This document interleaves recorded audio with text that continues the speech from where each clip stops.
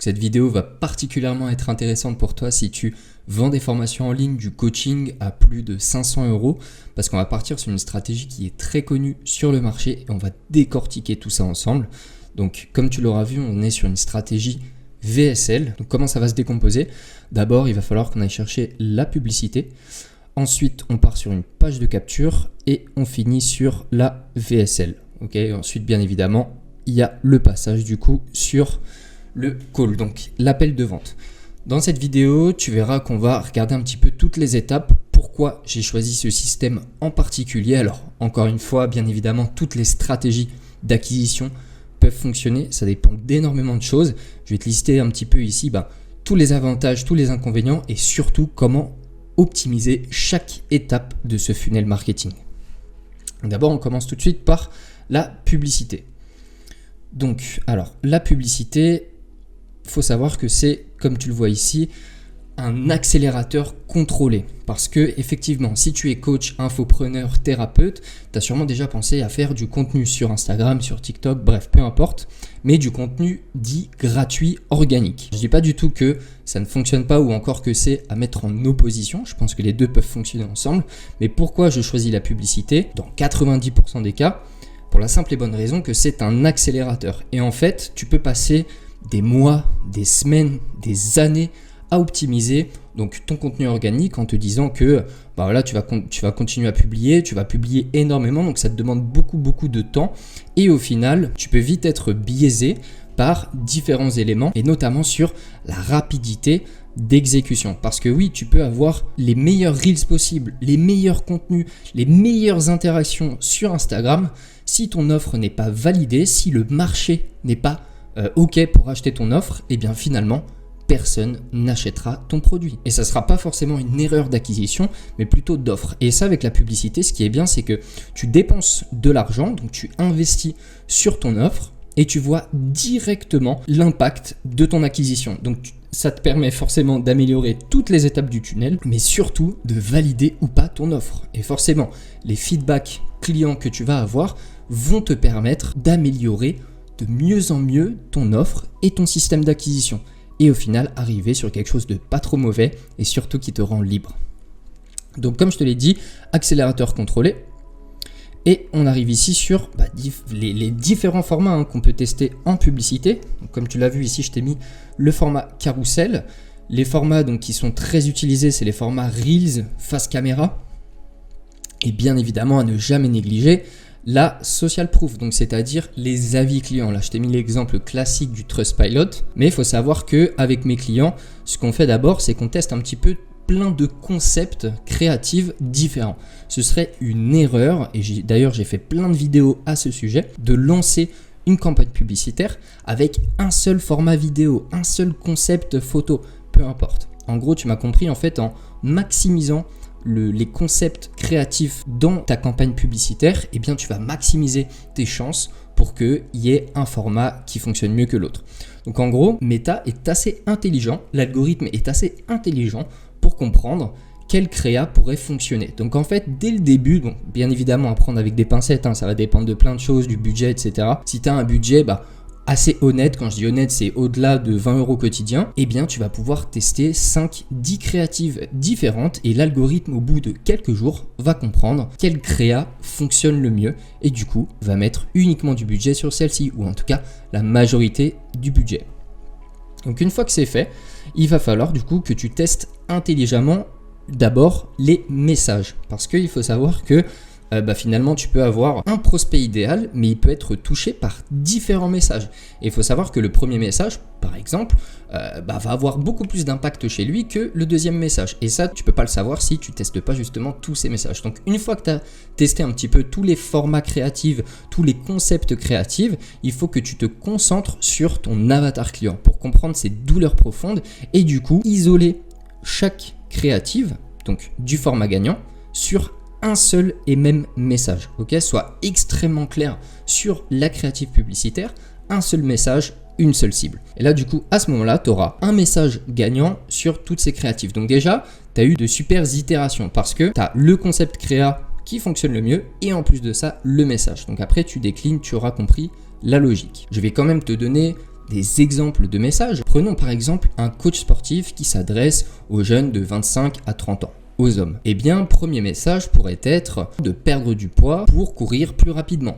Là, dans ce cas-là, a priori, ça va s'adresser à un utilisateur qui potentiellement voudrait courir une course ou peu importe. Deuxième message, ça pourrait être perdre du poids pour cet été, pour te sentir bien à la plage. Tu vois, donc en fait, c'est potentiellement le même prospect, donc toujours avec bien évidemment la même offre, mais avec deux messages complètement différents. Bon, en marketing, on peut appeler ça axe ou angle, donc ne t'en fais pas, c'est la même chose. Et surtout, donc là on arrive juste ici au niveau de la cible et surtout ce que je voulais représenter par cette image, c'est finalement l'objectif de ta campagne publicitaire. Et juste à cette première étape du tunnel, il faut que tu te concentres uniquement sur capter l'attention et faire cliquer les gens, ok? C'est la seule chose que tu regardes. Tu t'en fous de savoir si ça diffuse bien, ça diffuse pas bien, enfin voilà, bien évidemment les métriques minimum.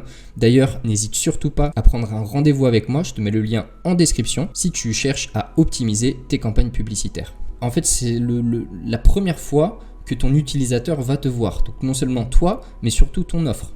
Okay, donc là, il est inutile d'énumérer tous les bénéfices que ton prospect va avoir. Il faut simplement réussir à exister à travers tout le contenu et toutes les publicités. Et pour ça, il y a plusieurs techniques. Mais ce qu'il faut retenir ici, c'est qu'il faut absolument capter l'attention parce que c'est finalement le premier point de touche de ton prospect.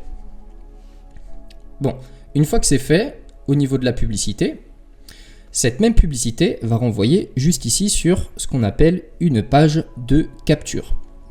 Donc on va voir tout de suite à quoi ça ressemble. Et surtout, on va retenir une chose avant de passer à la suite, c'est que au plus on est simple sur la page de capture et au plus on risque de convertir des utilisateurs en prospects. Là, l'objectif est clair, c'est de faire passer un utilisateur lambda qui ne te connaît pas à remplir ces informations pour que tu les collectes. Donc quand je parle d'informations, c'est notamment prénom et adresse email, par exemple. Donc ici, l'objectif de conversion, ça, tu vois, je t'ai mis en exemple ma propre page de capture pour que tu puisses un petit peu identifier et voir un petit peu à quoi ça ressemble. Comme tu vois, il n'y a pas d'artifice, c'est pas compliqué. Donc là, tu vois dans le titre, regarde cette vidéo avant d'investir 1 euro dans une publicité méta. Donc dans le titre, tu peux faire plusieurs choses. D'abord, soit une promesse, donc je sais pas, perds 10 kilos en 360 jours, par exemple. Bénéfice, donc par exemple, sens-toi bien, je dis n'importe quoi, hein, sens-toi bien cet été et perds du gras.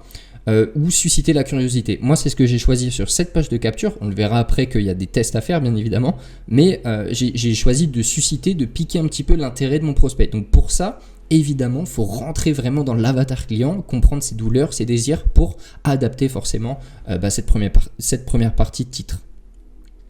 Ensuite, j'ai mis une sous-promesse. Donc ici, centre uné, bon, on voit pas très bien, mais en gros, c'est des choses qui vont alléger, si tu veux, la prise de décision. Dans le sens où tu vas mettre ta promesse, par exemple, perds 10 kg de gras. Et ce que tu peux mettre dans la sous-promesse, c'est sans te restreindre, sans faire de la course, etc., etc. Tu vois, donc c'est quelque chose qui vient faciliter le résultat. Ok ? Et bien évidemment, tu vois, je t'ai mis ici le plus logique possible, c'est que le formulaire doit être simple et concis. Il faut que tout soit clair sur la page de capture. Il faut que ce soit extrêmement limpide, pas trop d'informations. Bon, là, on ne le voit pas aussi sur la page, mais il y a quelques éléments de réassurance. Les couleurs, voilà, c'est du bleu foncé, du blanc, pardon, les écritures blancs sur du bleu foncé, ce qui ressort. Enfin voilà, essaye d'être stratégique à ce niveau-là. Plus simple, mais pas 10 000 choses, ça sert à rien. Et ici, tu vois, je t'ai mis quelques informations. Donc en fait, sur la page de capture, il va falloir faire ce qu'on appelle de l'itération. Ok, donc il va falloir isoler des variables. Donc les variables, c'est tout ça, tu vois, ces choses-là. Donc, et faire un test à chaque fois. C'est-à-dire que tu vas créer 2 pages de capture, ok, qui vont rediriger vers la même VSL, on verra après, de changer en fait à chaque fois une seule chose. Ensuite, tu lis les résultats et tu regardes tout simplement quelle page de capture génère le plus haut taux de conversion. La page de capture qui fait cliquer les gens, en tout cas qui les fait passer à la VSL. Comme ça, ce qui te permet à chaque fois d'itérer, donc super important d'isoler une seule variable à chaque fois. Ça peut être une image, ça peut être un bouton, ça peut être d'abord bien évidemment le titre, tu vois, le sous-titre, etc. Et voilà, à chaque fois tester et d'isoler chaque variable, parce que si tu testes 2 variables à la fois, ben, tu sais pas ce qui fonctionne, tu vois. Donc en fait, tu vas faire du sur place. Donc vraiment, pour avoir des taux de conversion qui s'améliorent de manière progressive, eh bien, isole chaque variable. Attends quand même d'avoir pas mal de données, tu vois. Tu vas pas commencer à dire que cette page de capture fonctionne mieux parce qu'elle a 15% et l'autre 10%, alors qu'il n'y a que 5 personnes qui l'ont rempli. Tu vois, il faut qu'il y ait un jeu de volume quand même qui se fasse pour que ce soit conséquent. Donc voilà pour le test AB. Les ajustements, donc comme je te disais, tu ajustes. Si tu vois que ton test 2 ne fonctionne pas, reviens sur le test 1, etc. Tu m'auras compris. La social proof, comme on en a parlé, si tu as des avis clients, des commentaires, même des vidéos témoignages, n'hésite pas à les insérer juste ici. Ça va renforcer la confiance de l'utilisateur, ce qui va l'inciter forcément à remplir ces informations. Et donc comme je te disais, les couleurs simples et nettes. Voilà, l'objectif est simple, c'est de faire convertir le prospect uniquement vers la VSL. C'est tout. Donc voilà, une fois que ta page de capture est prête, il va falloir qu'on fasse forcément la 3e étape de notre tunnel, donc la VSL. La VSL, j'ai fait une vidéo à ce sujet. Si tu galères à scripter, etc., je vais te l'afficher autour de cette vidéo. Tu peux cliquer dessus. C'est une vidéo de vente où tu vas expliquer un petit peu les problèmes. Tu vas mettre un petit peu le doigt sur les douleurs que ton prospect ressent et bien évidemment ta solution. L'objectif, c'est de passer à l'objectif au palier suivant qui est l'appel de vente. Donc, on va regarder un petit peu plus en détail. Donc ici, l'objectif est simple. Comme je te l'ai dit, c'est de passer à l'appel, mais surtout de filtrer. Tu ne veux pas des gens qui ne sont pas qualifiés et ça se joue principalement ici. Okay, donc dans la VSL, l'objectif, c'est pas d'avoir des appels tous les jours s'ils ne sont pas qualifiés. L'objectif, c'est peut-être d'avoir 2-3 appels par semaine, mais au moins des gens qui sont qualifiés, qui savent ce que tu fais, qui ne rentrent pas dans l'appel en sachant pas trop ce qui leur passe ou pour avoir de la valeur uniquement gratuite. Donc pour ça, il y a plusieurs moyens de faire. D'abord, donc comme je te disais, c'est une vidéo gratuite que tu hébergeras directement sur System.io. System.io, c'est un logiciel qui te permet de créer tout ça, donc tout ce tunnel marketing. Tu peux retrouver le lien, je te mets un petit lien en description si tu veux t'inscrire. Il y a une étape gratuite. Mais voilà, pour la vidéo, donc il y a des trucs à respecter. D'abord, c'est au niveau de la durée, maximum 20 minutes. Ok, ne fais pas un truc trop long parce que les gens vont se perdre et vont juste pas regarder et ça aura servi à rien. Ok, donc là c'est ultra important que tu puisses faire quelque chose d'assez court. Donc là je t'ai mis max 20 minutes. J'ai beaucoup de clients qui fonctionnent avec du 4 minutes et ça fonctionne extrêmement bien. Ne rajoute pas d'éléments superflus, il faut que la personne reste captivée. Et lorsqu'on n'est pas professionnel en création de contenu, au début c'est très compliqué. Donc en fait, au plus tu feras des choses courtes dans la durée, donc des VSL très courtes, 4-5 minutes, et au plus tu vas comprendre des patterns qui vont bien fonctionner. Donc pareil que la logique de la page de capture, n'hésite pas à faire des tests AB du coup, en variant un petit peu les VSL. Donc j'ai prévu un petit chapitre là-dessus. Au niveau de la structure de ta VSL, il faut que tu respectes tout ça. Donc comme la vidéo publicitaire, il va falloir que tu fasses un hook, donc une accroche pour que la personne reste jusqu'à la fin de la vidéo, okay, pour que tu puisses la qualifier au fur et à mesure. Ensuite, que tu exposes le problème, donc la douleur qu'elle ressent. Donc là, encore une fois, tu comprends bien l'importance de faire un avatar client qui soit solide et pas juste, voilà, je m'adresse à Christine, 35 ans, qui habite là. Non, il faut vraiment que tu ailles chercher, tu vois, dans les douleurs, dans ce qu'elle fait au quotidien, etc. pour utiliser le même langage, le même vocabulaire qu'elle, etc. Pour revenir au problème, identifie le problème, mets le doigt dessus, explique toutes les conséquences de ce problème-là. Ensuite, la vision, donc potentiellement, toi, ce qui t'a permis de passer au-dessus de ce problème, où t'en es arrivé, comment tu as fait ça. Et ensuite, pour arriver du coup sur la solution, donc sur toi ce que tu proposes, ce qui va forcément permettre de filtrer les gens.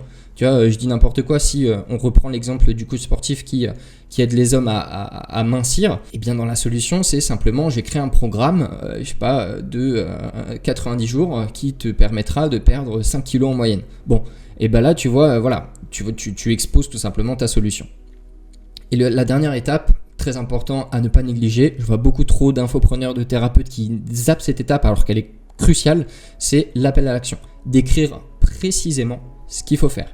Si tu as un calendrier Calendly par exemple en dessous, si tu as un compte à rebours, en fait il faut le dire, tout simplement.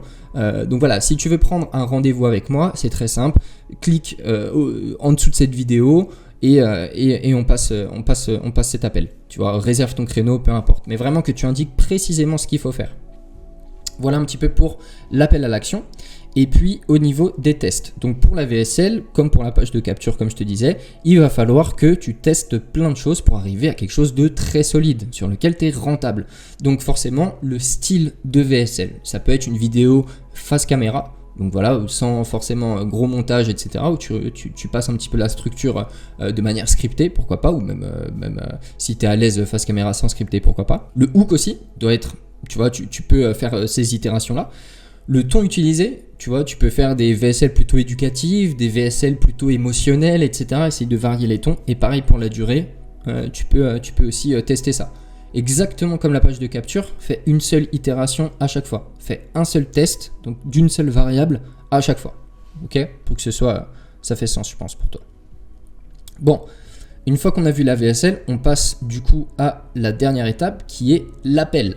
L'appel de closing.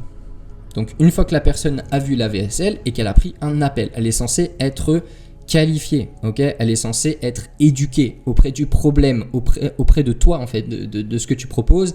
Elle doit absolument savoir ce qu'elle fait en fait, pourquoi elle a pris rendez-vous, ok ? Il faut que ça concorde avec toi. Donc bien évidemment, moi je suis pas du tout partisan du fait d'aller pousser à l'achat absolument parce que ça aura des mauvaises répercussions sur ton entreprise, sur ton business, pour la simple et bonne raison que pour moi en tout cas, les clients satisfaits c'est 90% du boulot. Au début, quand on commence, c'est normal qu'on fasse beaucoup de marketing, etc.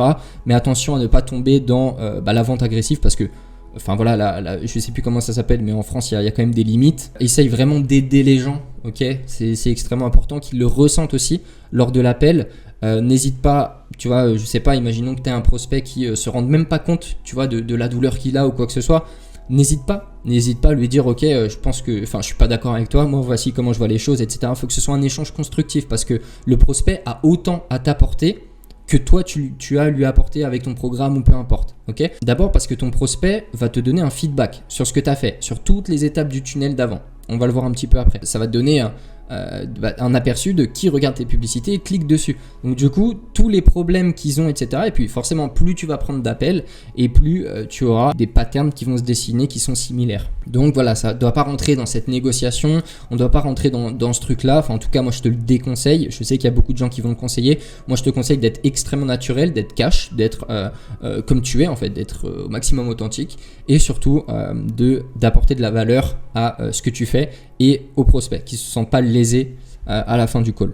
Bon, la structure est simple, je ne vais pas m'éterniser sur le sujet.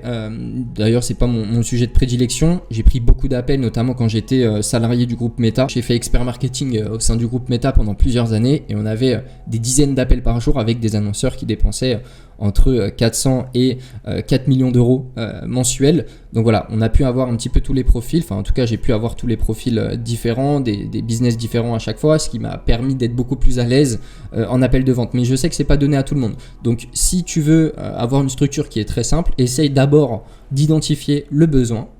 Donc, ou les besoins, okay, de ton prospect.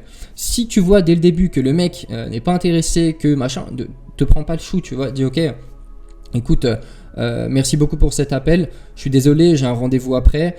J'ai pas envie de perdre du temps. Je dois truc.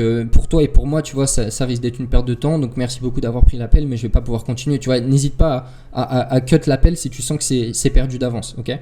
Mais voilà, faut que tu arrives à identifier le besoin. S'il correspond à la solution que tu proposes, let's go. Tu passes à la deuxième étape du coup, qui est d'identifier le blocage. Qu'est-ce qui l'empêche d'arriver au résultat. Et une fois que tu as la raison du blocage, tu passes sur la proposition.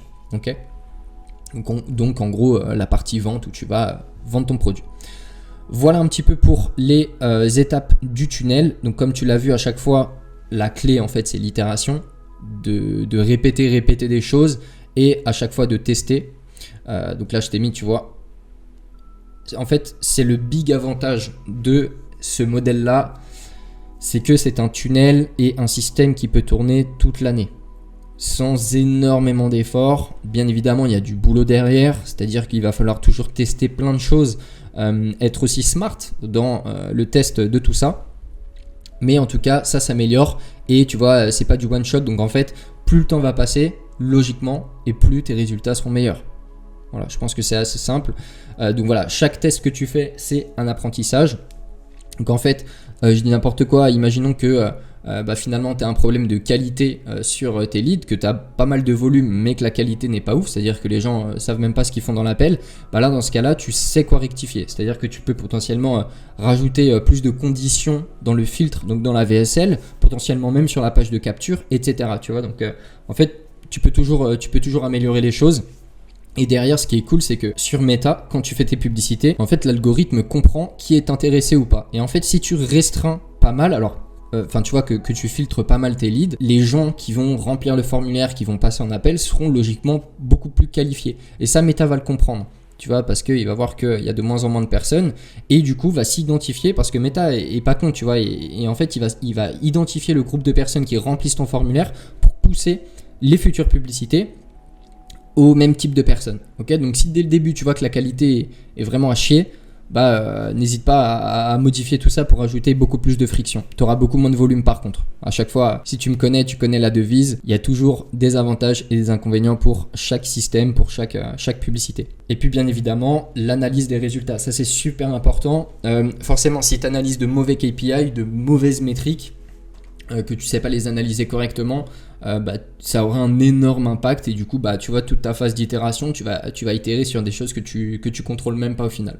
Donc c'est pour ça que pour conclure cette vidéo, je vais t'inviter à réserver un appel avec moi directement en cliquant sur le lien dans la description. Moi je suis expert Meta, comme je te l'ai dit, j'ai travaillé plusieurs années chez Meta et maintenant j'accompagne les coachs, les thérapeutes, les infopreneurs à vendre leurs services grâce à la publicité en ligne, en passant par les tunnels, etc. Donc si ça t'intéresse, tu as deux propositions. Soit tu cliques sur ma masterclass où tu vas en apprendre un petit peu plus sur moi, ou alors directement tu prends un rendez-vous avec moi, je mettrai le lien directement en description. En tout cas, merci beaucoup d'avoir visionné cette vidéo, je pense que tu as eu beaucoup de valeur. On se revoit très bientôt pour une prochaine vidéo. C'était Stélio, ciao ciao.